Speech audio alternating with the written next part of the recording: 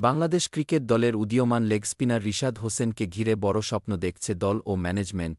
আসন্ন চ্যাম্পিয়ন্স ট্রফির প্রস্তুতি ম্যাচে পাকিস্তান শাহিনসের বিপক্ষে ৭ উইকেটের বড় ব্যবধানে হারলেও রিশাদের নিয়ন্ত্রিত বোলিং সবার নজর কেড়েছে। টাইগার অধিনায়ক নাজমুল হোসেন শান্ত বিশ্বাস করেন, পাকিস্তানের ব্যাটিং সহায়ক উইকেটে রিস্ট স্পিনাররা গুরুত্বপূর্ণ ভূমিকা রাখতে পারে, তাই তিনি রিশাদের পারফরম্যান্সের দিকে নজর রাখছেন এবং তার ফর্মে ফেরার অপেক্ষায় আছেন।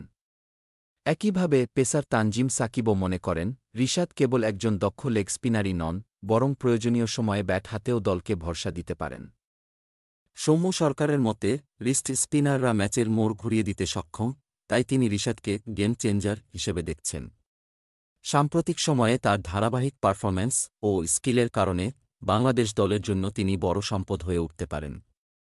আগামী ২ ফেব্রুয়ারি ভারতের বিপক্ষে ম্যাচ দিয়ে চ্যাম্পিয়ন্স ট্রফিতে যাত্রা শুরু করবে বাংলাদেশ, যেখানে রিশাদ বড় ভূমিকা রাখতে পারেন বলে আশাবাদী সবাই।